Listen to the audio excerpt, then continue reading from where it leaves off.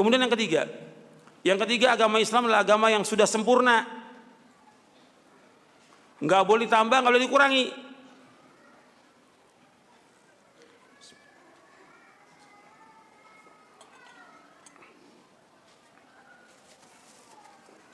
Islam agama yang sudah sempurna. Allah berfirman dalam surah Al-Maidah, surah yang ke-5 ayat 3.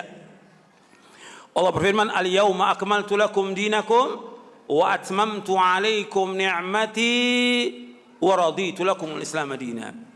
Pada hari ini aku sempurnakan bagimu agamamu, aku telah cukupkan nikmatku atasmu, dan aku ridho Islam menjadi agama bagimu.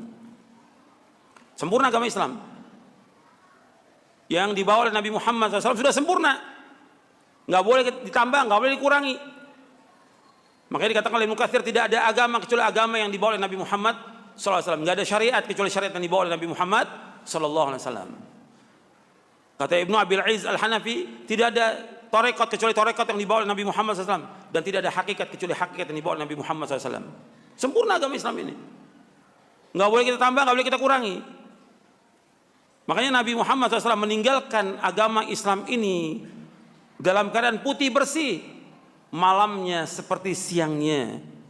Kalau orang menyimpang dari yang putih bersih ini, pasti dia akan binasa.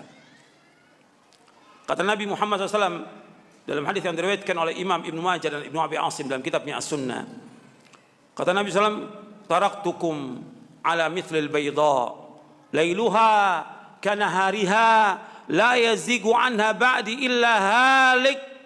Kata Nabi, aku tinggalkan agama Islam ini kepada kalian dalam keadaan putih bersih, malamnya seperti siangnya, tidaklah menyimpang dari yang putih bersih ini, melainkan orang itu pasti binasa. Jadi putih bersih, nggak ada bercak-bercak syirik, nggak ada bercak-bercak bid'ah, nggak ada bercak-bercak khurafat, tidak ada, bersih. Nabi tinggalkan agama Islam ini. Makanya kita wajib mengikuti jalan yang lurus ini, agama yang putih bersih ini. Jangan mengikuti agama kebanyakannya manusia atau nenek moyang, jangan, pasti sesat nanti. Justru ikuti yang diwariskan oleh Nabi Muhammad SAW, Al-Quran wa Sunnah, dan diamalkan para sahabat, itu yang kita ikut. Jangan nambah-nambah. Yang gak ada pada zaman Nabi, jangan kita lakukan. Yang berkaitan dengan ibadah. Kalau dunia, Nabi mengatakan, "Antum a'lamu bi umuri dunia." Kalau keduniaan, kalian lebih tahu tentang urusan dunia kalian. Mau bikin mobil, mau bikin pesawat, mau bikin komputer, kalian lebih tahu tentang dunia. Tapi kaitan dengan ibadah, harus ada contoh. Orang mengadakan puasa tertentu, umpamanya puasa mutih, ada nggak itu di Indonesia? Ada. Mana keterangannya? Ini ibadah. Dalilnya ada apa enggak? Ada orang mengadakan sholat berapa hari yang lalu, malam nisfu Sya'ban. Mana dalilnya? Ini ibadah. Yang dikatakan sholat alfiyah, 100 rakaat, setiap rakaat baca 10 surah Al-Ikhlas. Maka dikatakan 1000, alfiyah, alf 1000. Mana dalilnya? Ini ibadah. Atau mengadakan cara-cara salawatan tertentu rame-rame, ini ibadah. Kalau ibadah yang ditanya apanya? Dalilnya, contohnya ada atau tidak. Ini ibadah. Nggak bisa orang mengadakan suatu dalam ibadah. Karena apa? Nabi sudah jelaskan. Yang membawa manusia ke sorga, Nabi sudah jelaskan. Yang membawa manusia ke neraka, Nabi sudah jelaskan. Sampai dikatakan oleh Nabi Muhammad SAW, "Ma baqiya syai'un yuqarribu minal jannati wa yuba'idu minan nari illa wa qad buyyina lakum." Kata Nabi SAW, tidak tersisa sedikit pun dari agama Islam ini. Artinya aku sudah jelaskan semuanya. Yang membawa manusia ke surga aku sudah jelaskan. Yang membawa manusia ke neraka aku sudah jelaskan. Lengkap semuanya. Ini hadis sahih diriwayatkan oleh Imam At-Tabrani dalam kitabnya Al-Mu'jamul Kabir, dari sahabat Abu Dzar radhiyallahu anhu. Kemudian di dalam riwayat yang lain juga disebutkan bahwa Nabi sudah ingatkan kepada kita tentang kesempurnaan agama ini. Sampai pernah Salman Al-Farisi, Salman Al-Khair, ditanya oleh kaum musyrikin, "Apakah Nabi kamu mengajarkan kepada kamu segala sesuatu sampai tentang tata cara buang air?" Dijawab oleh Salman, "Ajal." Iya. Itu na'am.